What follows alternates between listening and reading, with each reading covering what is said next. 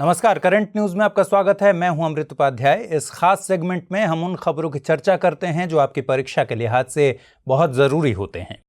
बीते सप्ताह की वो बड़ी खबरें जिनके इर्द गिर्द आपकी परीक्षा के सवाल बनाए जा सकते हैं।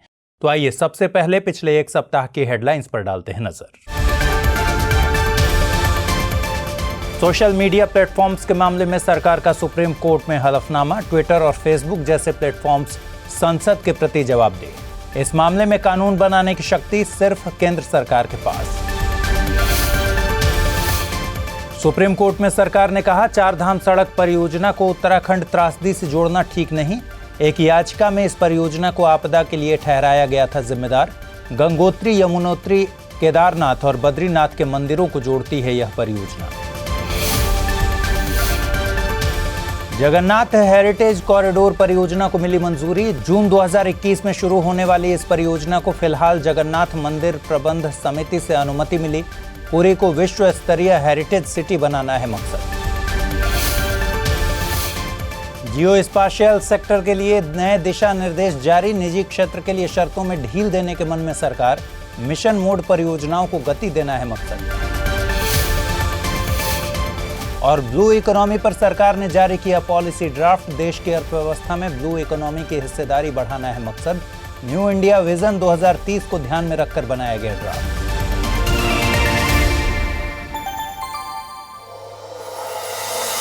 खबरों को शुरू करने से पहले आप सबके लिए एक सूचना। दृष्टि आईएएस के जयपुर केंद्र पर शुरू हो रही है ऑफलाइन कक्षाएं 18 मार्च सुबह 8 बजे से।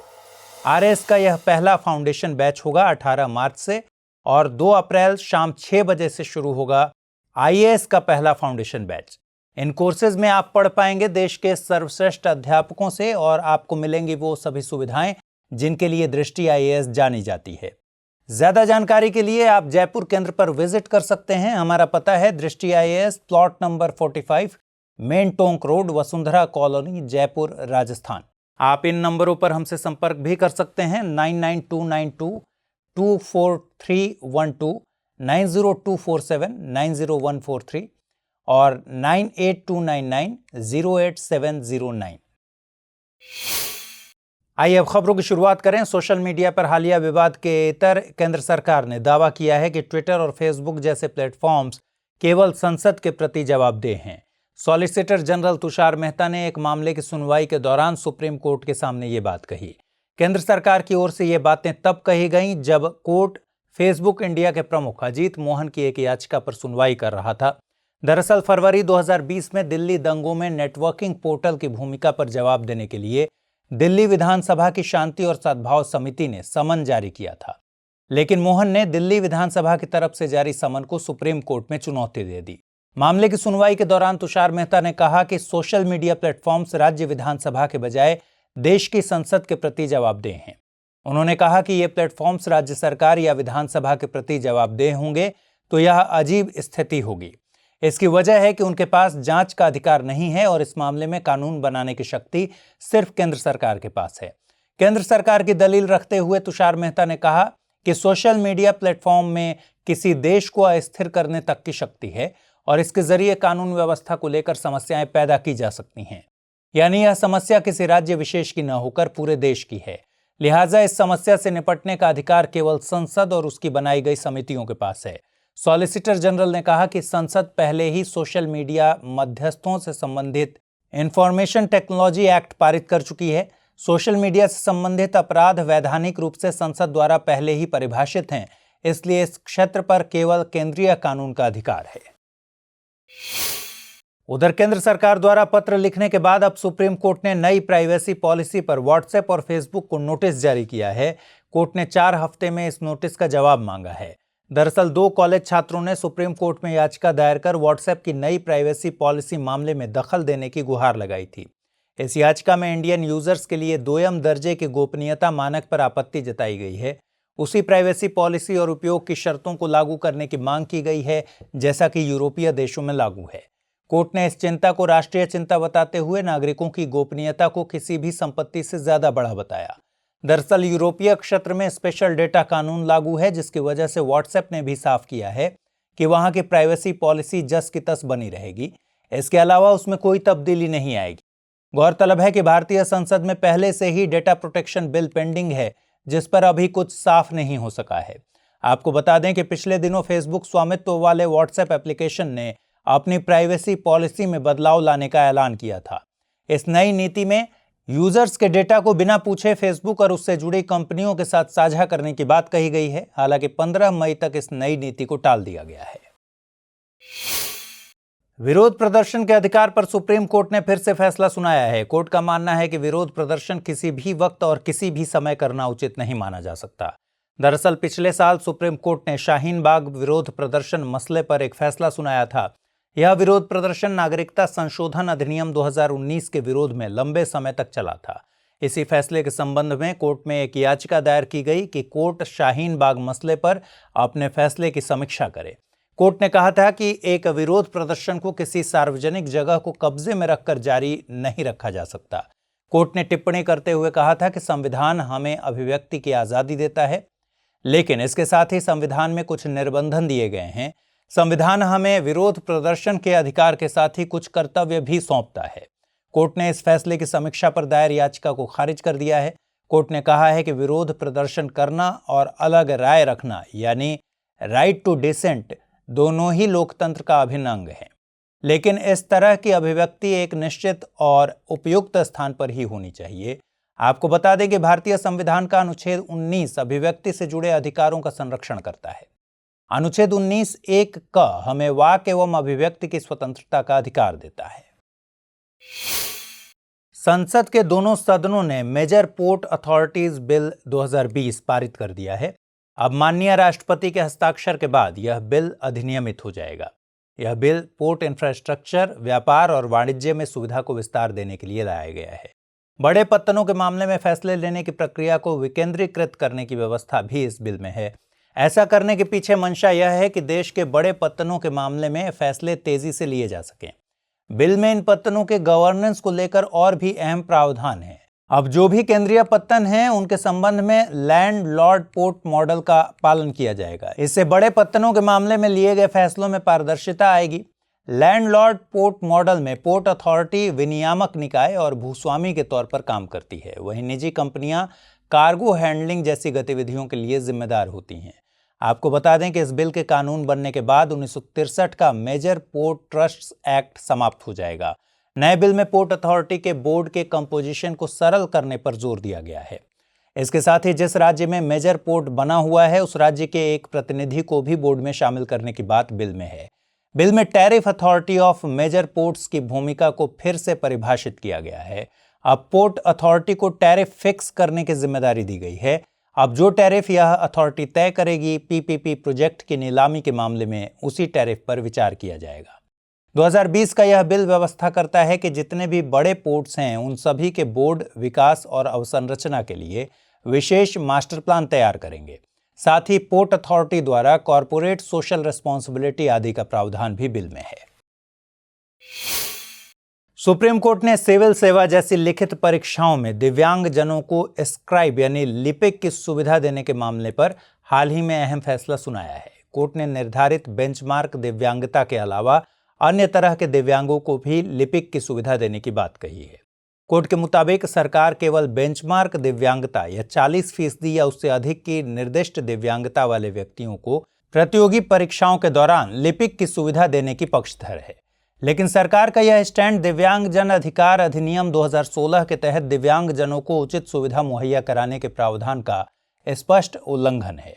दिव्यांग जन अधिकार अधिनियम 2016 की धारा 2(r) में बेंचमार्क दिव्यांगता का जिक्र है। इसका आशय किसी भी प्रकार की दिव्यांगता के कारण कम से कम 40% प्रभावित होने से है। कोर्ट के मुताबिक संविधान के तहत निहित मौलिक अधिकारों में स्पष्ट रूप से दिव्यांग जनों को शामिल नहीं किया गया है। हालांकि शारीरिक रूप से सामान्य व्यक्तियों की तरह अनुच्छेद 14, 19 और 21 दिव्यांगों के लिए भी पूरी मजबूती के साथ लागू होते हैं। कोर्ट ने आगे कहा कि दिव्यांग जन अधिकार अधिनियम संविधान द्वारा निर्धारित पूर्ण और समान नागरिकता के वादे को संचालित करने और उसे ठोस रूप देने की वकालत करता है। लिहाजा कोर्ट ने सामाजिक न्याय और अधिकारिता मंत्रालय को व्यापक दिशा निर्देश जारी किए हैं। इसके तहत दिव्यांगजन अधिकार अधिनियम 2016 के अधीन विकलांगता से प्रभावित उम्मीदवार को लिपिक की सुविधा प्रदान करने के लिए उचित दिशा निर्देश को फ्रेम करने का निर्देश दिया गया है। इससे दिव्यांग उम्मीदवारों को किसी भी प्रकार की चुनौती का सामना नहीं करना पड़ेगा।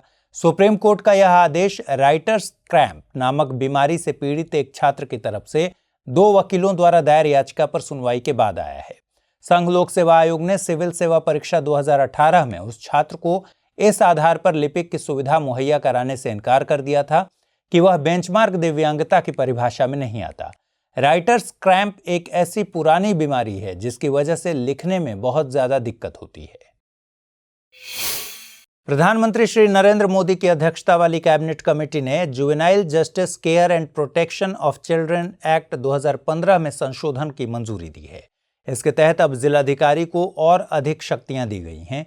चाइल्ड प्रोटेक्शन यूनिट और वेलफेयर कमेटी अब जिलाधिकारी के अंडर काम करेंगी।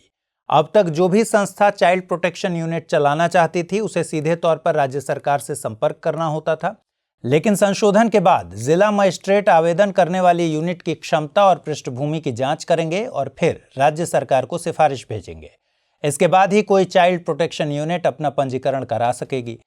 साथ ही जिला मजिस्ट्रेट स्वतंत्र रूप से एक विशेष बाल कल्याण समिति, जुवेनाइल पुलिस यूनिट और पंजीकृत संस्थानों का मूल्यांकन कर सकता है।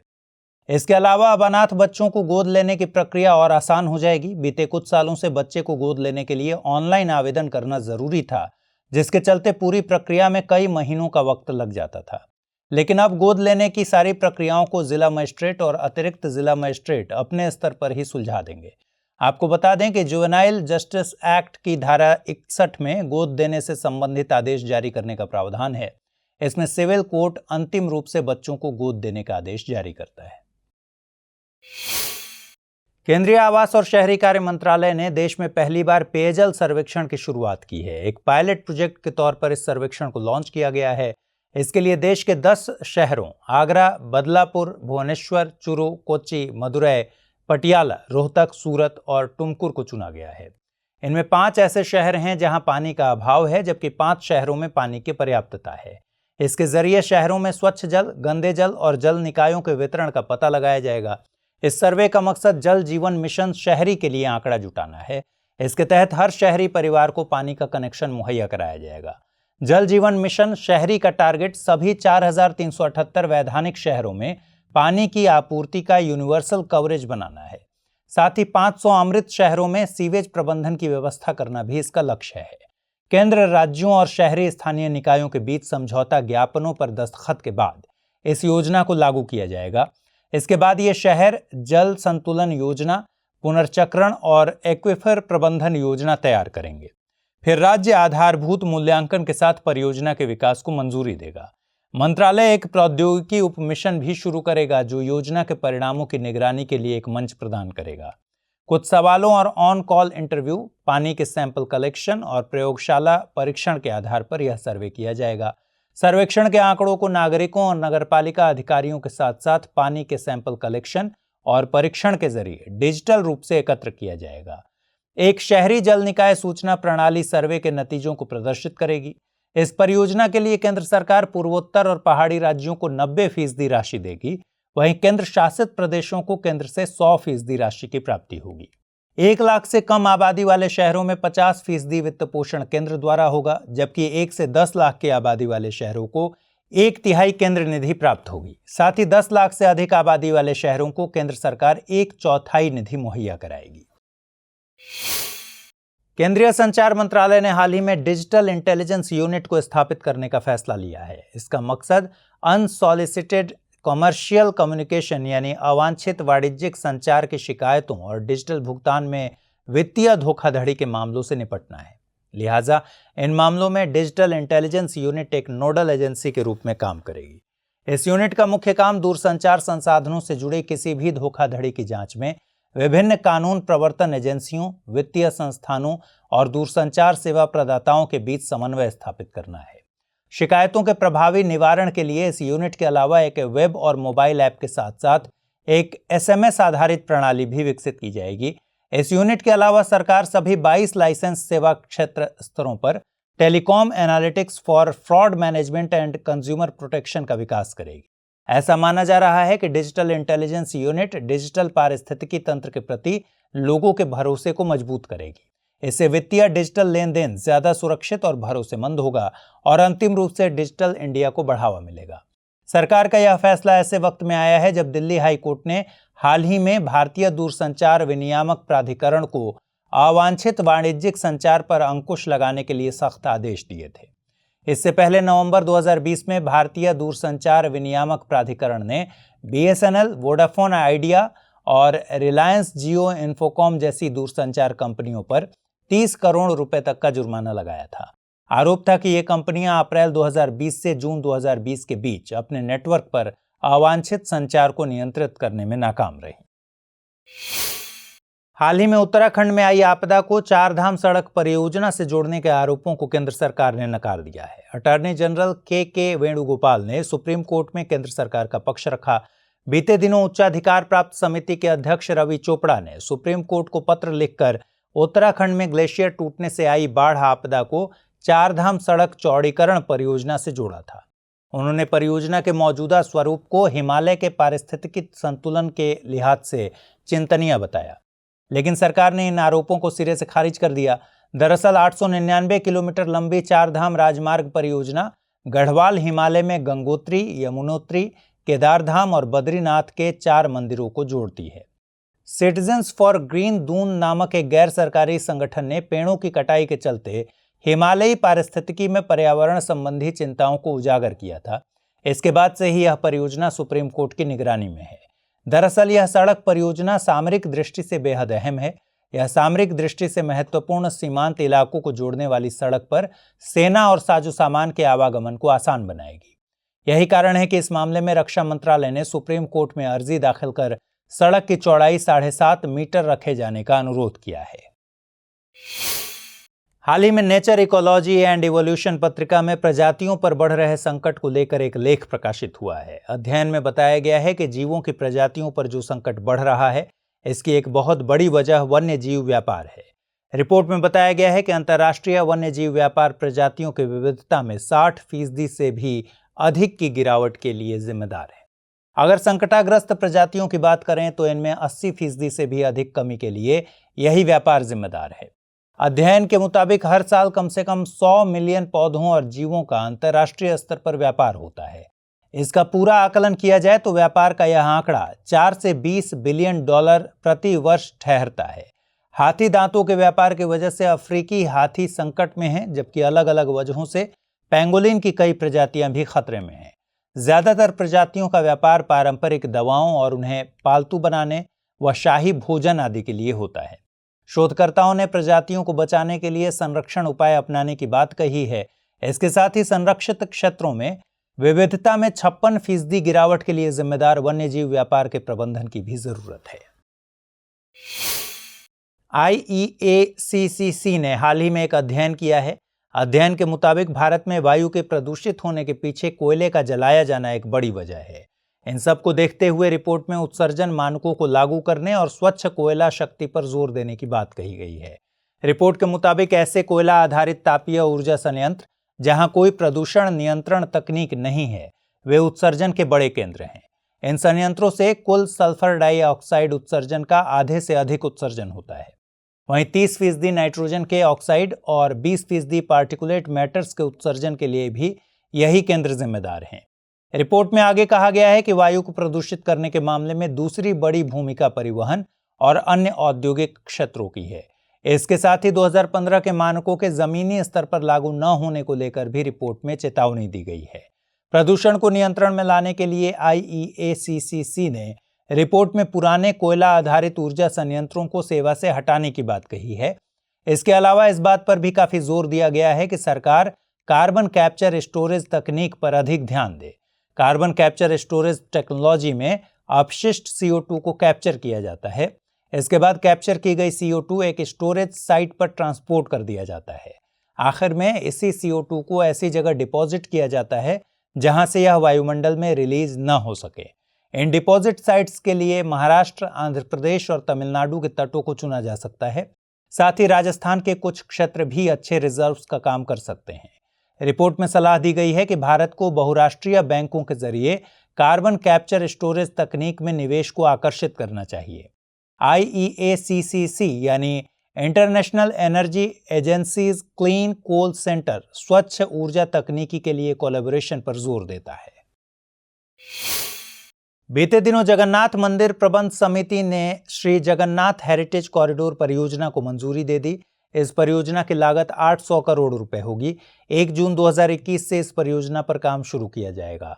इसके लिए मंदिर प्रशासन को राष्ट्रीय स्मारक प्राधिकरण, भारतीय पुरातत्व सर्वेक्षण और पुरी कोणार्क विकास प्राधिकरण की मंजूरी लेनी होगी। फरवरी 2022 तक इस परियोजना का काम पूरा कर लिया जाएगा। पुरी को वर्ल्ड क्लास हेरिटेज सिटी के रूप में विकसित करने के लिए यह परियोजना बुनियादी सुविधाओं और विरासत व वास्तुकला की विकास योजना के विस्तार का ही हिस्सा है। इसे ओडिशा राज्य कैबिनेट ने 2019 में मंजूरी दी थी। मंदिर प्रबंध समिति का यह फैसला ऐसे समय में आया है जब हाल ही में केंद्र सरकार ने मंदिर के लिए विवादास्पद मसौदा विरासत उपकानून को वापस ले लिया है। दरअसल केंद्रीय संस्कृति मंत्रालय ने मंदिर के आसपास निर्माण कार्य से संबंधित एक मसौदा उपनियम अधिसूचित किया था। इसमें कहा गया था कि किसी भी पुरातात्विक स्थल से 100 मीटर के दायरे में भारतीय पुरातत्व सर्वेक्षण और ओडिशा राज्य पुरातत्व विभाग कोई भी निर्माण कार्य नहीं कर सकते। लेकिन बेहद रस्साकशी के बाद सरकार ने इस मसौदे को वापस ले लिया, लिहाजा मंदिर के आसपास निर्माण कार्य का रास्ता साफ हो गया है। आपको बता दें कि 12वीं शताब्दी के इस मंदिर का निर्माण पूर्वी गंग राजवंश के राजा अनंत वर्मन चोडगंग देव द्वारा किया गया था। हालांकि अनंग भीम देव तृतीय ने 1230 ईस्वी में मंदिर का निर्माण कार्य पूरा किया और मूर्तियां स्थापित की। भोपाल शहर के पास मौजूद भीमबेटका गुफाएं कुछ दिनों से काफी चर्चा में हैं। दरअसल कुछ शोधकर्ताओं को यहां एक काफी पुराने जानवर के अवशेष मिले हैं। बताया जा रहा है कि जिस जानवर के अवशेष यहां मिले हैं वो 550 मिलियन साल पुराना है और उसका नाम है डिकिंसोनिया। इस खोज के बारे में गोंडवाना रिसर्च नाम की एक पत्रिका में बताया गया है। शोधकर्ताओं को यहाँ 3 अवशेष मिले हैं, जिनमें एक अवशेष की लंबाई 17 इंच के आसपास है, जबकि 2 की लंबाई बहुत कम है। इस मामले में भारतीय भूवैज्ञानिक सर्वेक्षण के अधिकारियों का कहना है कि ये अवशेष ऑस्ट्रेलिया में पाए गए अवशेषों के जैसे ही हैं। टीम का मानना है कि इस तरह के अवशेष हमें पैलियो एनवायरनमेंट यानी पूरा जलवायु के बारे में बताते हैं। इसके अलावा इससे यह भी पता चलता है कि गोंडवाना लैंड का निर्माण 550 मिलियन वर्ष पहले ही हुआ था। बात करें अगर भीमबेटका गुफाओं की, तो भीमबेटका मध्य प्रदेश की राजधानी भोपाल के पास ही स्थित है। यहाँ कुछ शैलकृत गुफाएं हैं जो यूनेस्को की विश्व विरासत सूची में शामिल हैं। ये गुफाएं विंध्यन पर्वत श्रेणी की तलहटी में स्थित हैं। इन गुफाओं को भीम का प्रतीक्षालय भी कहा जाता है। भीम महाभारत हिंदू महाकाव्य के 5 पांडवों में से एक थे। इन गुफाओं में कुछ चित्रकारी का प्रदर्शन किया गया है जो मध्य पाषाण काल के समय की बताई जाती हैं। इन चित्रों में बाघ, शेर, जंगली सूअर, हाथी, कुत्ता और मगरमच्छ जैसे जीवों को दिखाया गया है। इसके अलावा इन गुफाओं की दीवारों पर कुछ धार्मिक चिन्हों को भी दिखाया गया है। मोबाइल और इंटरनेट के दौर में भी बीते 13 फरवरी को विश्व रेडियो दिवस मनाया गया। इस मौके पर प्रधानमंत्री श्री नरेंद्र मोदी समेत कई बड़ी हस्तियों ने इस दिवस की बधाई दी। मौजूदा साल इस वैश्विक आयोजन की 10वीं सालगिरह थी। इस अवसर पर संयुक्त राष्ट्र ने कोरोना महामारी के दौरान रेडियो की भूमिका को अहम बताया। साथ ही सीखने की निरंतरता सुनिश्चित करने और गलत सूचना के खिलाफ लड़ने में रेडियो की भूमिका को रेखांकित किया। 2011 में पहली बार यूनेस्को के सदस्य देशों द्वारा रेडियो दिवस का ऐलान किया गया था। बाद में 2012 में संयुक्त राष्ट्र महासभा द्वारा अंतर्राष्ट्रीय स्तर पर इसे अपनाया गया। विश्व रेडियो दिवस का मकसद माध्यम को बढ़ावा देना, सूचना तक पहुंच सुनिश्चित करना और ज्यादा से ज्यादा लोगों को इसके उपयोग के लिए प्रोत्साहित करना है। अभिव्यक्ति की आजादी, सार्वजनिक बहस और शिक्षा के प्रसार में रेडियो की अहमियत को समझाने के मकसद से वर्ल्ड रेडियो डे मनाया जाता है। दुनिया भर में रेडियो के इतिहास को 110 साल पुराना बताया जाता है, लेकिन भारत के संदर्भ में 1920 के दशक से रेडियो प्रसारण की शुरुआत का पता चलता है।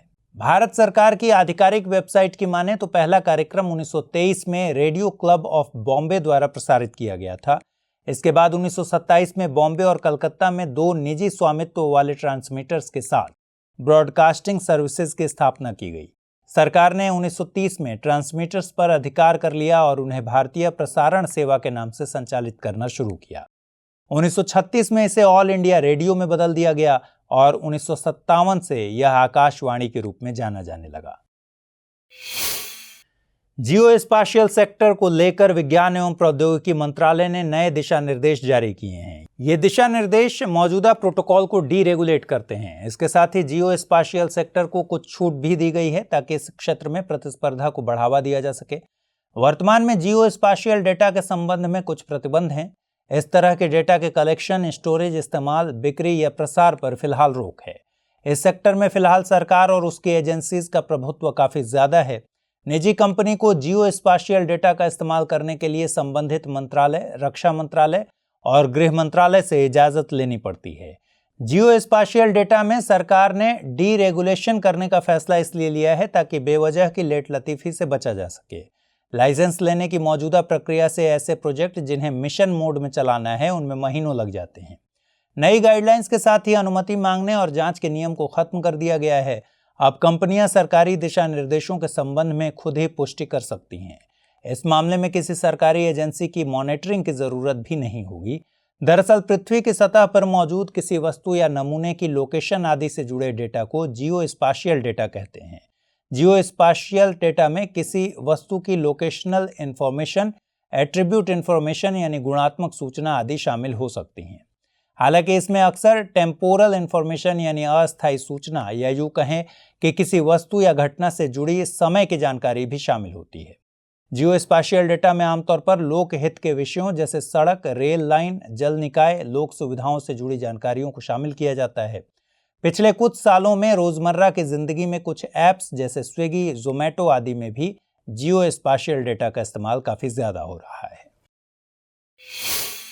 हाल ही में TIFSC यानी technology information forecasting and assessment council ने 2 नई प्रौद्योगिकी पहलों की शुरुआत की, जहां सक्षम नामक एक जॉब पोर्टल लॉन्च किया गया। वहीं समुद्री शैवाल की व्यावसायिक खेती के लिए सीवीड मिशन की शुरुआत की गई।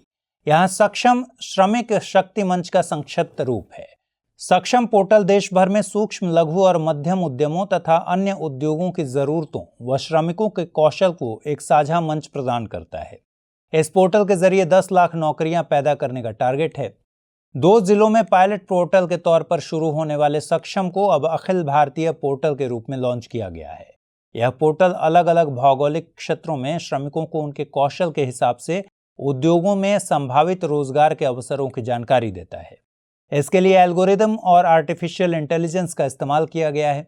इसका मकसद श्रमिकों और MSME के बीच सीधा संपर्क करवाकर बिचौलिए ठेकेदारों को खत्म करना है। साथ ही आसपास के MSME में रोजगार देकर श्रमिकों के विस्थापन को भी कम करना इसका लक्ष्य है। वहीं सीवीड मिशन का मकसद समुद्री शैवाल की व्यावसायिक खेती और इसके प्रसंस्करण से अर्थव्यवस्था को मजबूती देना है।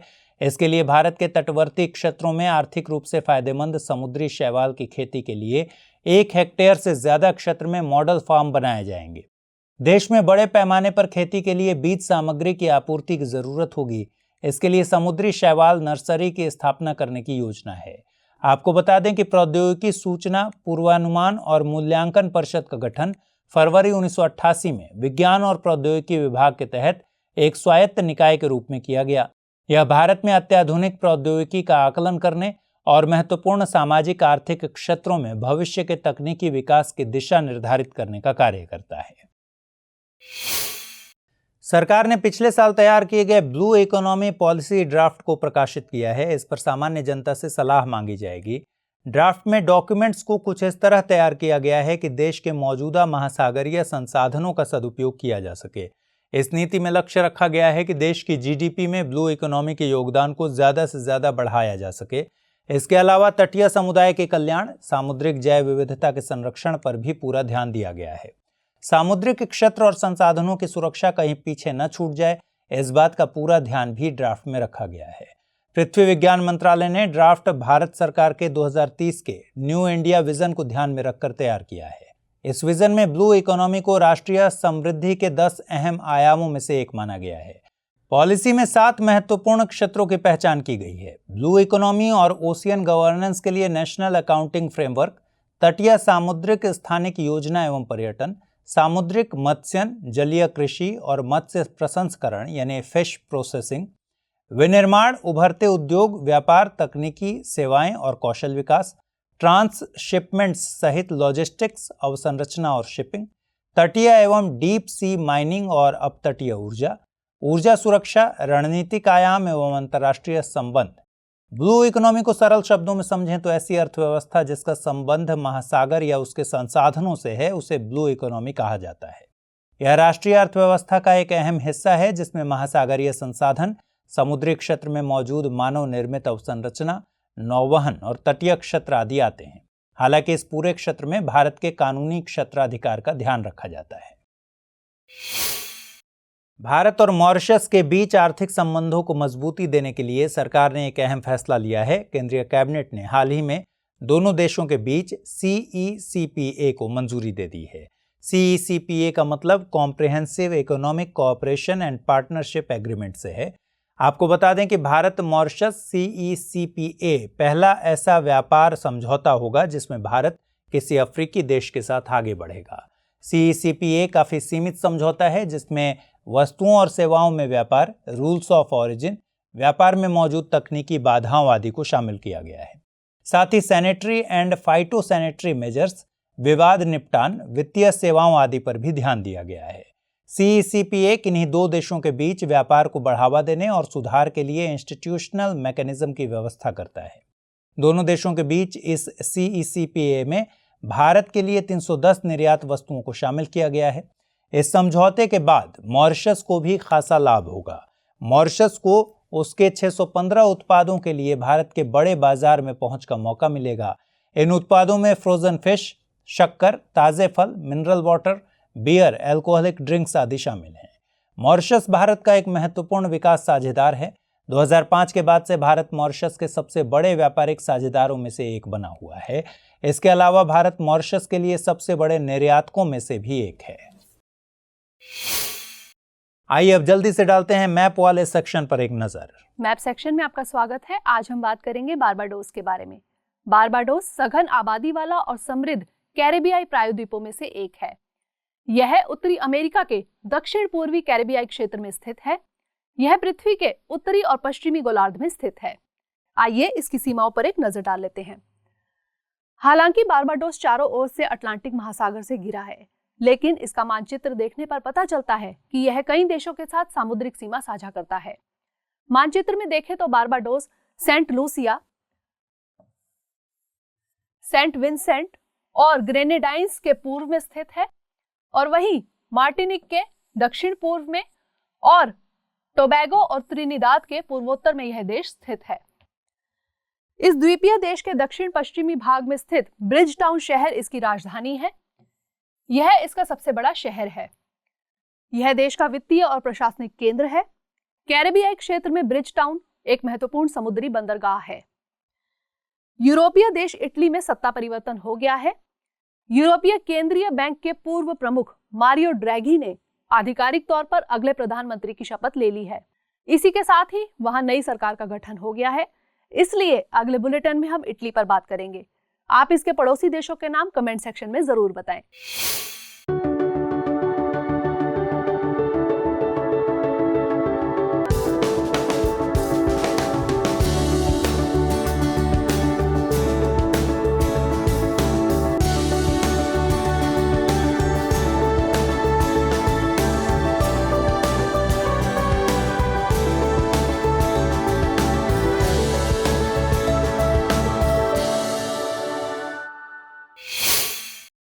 तो फिलहाल इस बुलेटिन में इतना ही। खबरों को विस्तार से पढ़ने के लिए विजिट करिए www.drishtyas.com पर। साथ ही दृष्टि एस के हिंदी और अंग्रेजी यूट्यूब चैनल को लाइक, शेयर और सब्सक्राइब करना मत भूलिए।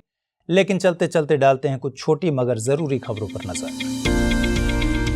आंध्र प्रदेश सरकार ने हाल ही में एक अनोखा स्क्रीनिंग प्रोग्राम लॉन्च किया है। इस प्रोग्राम के जरिए कम उम्र में ही बोलने और सुनने की क्षमता में कमी का पता लगाया जा सकेगा। इसके अलावा उपचार प्रक्रियाओं के साथ साथ सर्जरी की सुविधा का प्रबंध भी किया जाएगा। ओडिशा के कालाहांडी जिले के करलापट वन्य जीव अभयारण्य में मात्र 14 दिनों के भीतर 6 हाथियों की मौत हो गई। मुख्यमंत्री नवीन पटनायक ने इसे रोकने की दिशा में तत्काल उपाय करने के आदेश दिए हैं। हेमरेज सेप्टिसीमिया को हाथियों की मौत की वजह बताया गया है। बता दें कि हेमरेज सेप्टिसीमिया पानी के माध्यम से फैल रहा है। अभयारण्य में कम से कम 43 जल निकाय हैं, जिनमें से अभी तक 25 जल निकायों को कीटाणु रहित किया जा चुका है। बीते दिनों एस थियोडोर भास्करन को सेंचुरी लाइफटाइम सर्विस अवार्ड 2020 से सम्मानित किया गया। यह सम्मान सेंचुरी नेचर फाउंडेशन द्वारा दिया गया। वन्य जीव संरक्षण के क्षेत्र में उनकी भूमिका और संरक्षण से जुड़े तमिल और अंग्रेजी में उनके लेखन को ध्यान में रखते हुए उन्हें यह सम्मान दिया गया है। बारां, धौलपुर, जैसलमेर, करौली और सिरोही नीति आयोग द्वारा राजस्थान में चुने गए 5 आकांक्षी जिले हैं। ये 5 आकांक्षी जिले अब बच्चों के पोषण की दिशा में बेहतर काम करने को तैयार हैं। इसके लिए भारतीय खाद्य निगम के गोदामों से मध्याह्न भोजन योजना के लिए 4,551 मीट्रिक टन और एकीकृत बाल विकास सेवा यानी ICDS के लिए 77,736 मीट्रिक टन फोर्टिफाइड चावल की आपूर्ति की जाएगी। बच्चों को फोर्टिफाइड चावल मध्याह्न भोजन में दिए जाएंगे। फोर्टिफाइड चावल में पर्याप्त मात्रा में iron, zinc, vitamin B1, vitamin B12 और फोलिक एसिड के साथ साथ सूक्ष्म पोषक तत्व पाए जाते हैं। विदेश मंत्री एस जयशंकर ने UN पीस कीपिंग फोर्सेस के लिए 2 लाख कोरोना वैक्सीन उपहार के तौर पर देने की घोषणा की है। UNSC में रेजोल्यूशन 2532 2020 के कार्यान्वयन के दौरान हुए ओपन डिबेट में उन्होंने ये बात कही। इस डिबेट में UNSC के सदस्य देशों के विदेश मंत्रियों ने हिस्सा लिया था। अपने वैक्सीन मैत्री कार्यक्रम के तहत भारत 25 देशों को वैक्सीन की खेप भेज चुका है और आने वाले दिनों में 49 और देशों को इसकी आपूर्ति की जाएगी। रक्षा मंत्री राजनाथ सिंह ने बीते दिनों नई दिल्ली में ई-छावनी पोर्टल एवं मोबाइल ऐप लॉन्च किया। देश भर में 62 छावनी बोर्डों के 20 लाख से अधिक निवासियों को ऑनलाइन नागरिक सेवाएं प्रदान करने के लिए यह पोर्टल बनाया गया है। ई-छावनी पोर्टल न्यू इंडिया के दृष्टिकोण के अनुरूप छावनी बोर्डों के कामकाज में बदलाव लाने की दिशा में एक अभिनव प्रयास है। इस पोर्टल को और अधिक नागरिक हितैषी बनाने के लिए समय समय पर लाभार्थियों का फीडबैक इकट्ठा किया जाएगा। तमिलनाडु के मुख्यमंत्री के पलानीस्वामी ने राज्य के लिए एक नई औद्योगिक नीति 2021 और MSME पॉलिसी 2021 जारी की। इंडस्ट्रियल पॉलिसी का मकसद 2025 तक 15% की वार्षिक वृद्धि दर प्राप्त करना, 10 लाख करोड़ रुपए के निवेश को आकर्षित करना और 2025 तक 20 लाख लोगों के लिए रोजगार के अवसर पैदा करना है। वहीं MSME नीति के तहत 2025 तक इस क्षेत्र में 2 लाख करोड़ रुपए के नए निवेश को आकर्षित करने और 20 लाख व्यक्तियों के लिए अतिरिक्त रोजगार के अवसर पैदा करने का लक्ष्य रखा गया है। हाल ही में ओडिशा के मुख्यमंत्री नवीन पटनायक ने भारत का सबसे बड़ा अंतर्राष्ट्रीय हॉकी स्टेडियम बनाने की नींव रखी। यह स्टेडियम सुंदरगढ़ जिले के राउरकेला में बनाया जाएगा। स्टेडियम का नाम आदिवासी नेता बिरसा मुंडा के नाम पर रखा गया है। हॉकी विश्व कप 2023 का आयोजन इसी स्टेडियम में किया जाएगा, लिहाजा इससे पहले स्टेडियम का निर्माण पूरा कर लिया जाएगा। नाइजीरिया के अर्थशास्त्री अंगोजी ओकोंजो-इवेला को हाल ही में विश्व व्यापार संगठन के प्रमुख के तौर पर नियुक्त किया गया है। इस पद पर नियुक्त होने वाली वह पहली महिला और पहली अफ्रीकन है। WTO का निर्माण करने वाले 164 देशों के प्रतिनिधियों ने उन्हें इस पद के लिए नामित किया है। इससे पहले रॉबर्टो अज़ेवेडो WTO के प्रमुख थे। भारतीय नौसेना को तीसरी स्कॉर्पियन पनडुब्बी मिली है। इस पनडुब्बी का नाम INS करंज है। इसे मुंबई में कमीशन किया जाएगा। यह पनडुब्बी प्रोजेक्ट P75 का हिस्सा है। MDL यानी मझगांव डॉक लिमिटेड ने इस पनडुब्बी का निर्माण किया है। MDL भारत के शीर्ष शिपयार्डों में से एक है। खंडेरी और कलवरी नामक पनडुब्बियों का निर्माण भी MDL ने किया है। हाल ही में उत्तर प्रदेश सरकार ने Uttar Pradesh control of goonda act में संशोधन करने का फैसला लिया है। इसके लिए Uttar Pradesh control of goondas act amendment bill 2021 लाने की योजना है। संशोधन के मुताबिक अब इस अधिनियम को लागू करने की शक्ति लखनऊ और नोएडा दोनों शहरों के पुलिस उपायुक्तों के पास भी होगी। इससे पहले यह शक्ति दोनों शहरों के केवल पुलिस आयुक्त के पास हुआ करती थी। हाल ही में मक्खी की एक नई प्रजाति का पता लगाया गया है। इसे तमिलनाडु के सिंगनल्लूर टैंक के शोधकर्ताओं द्वारा खोजा गया है। इस जल निकाय के नाम पर ही इस मक्खी का नाम एसोफोंडा इलिया सिंगनल्लूरेंसिस रखा गया है।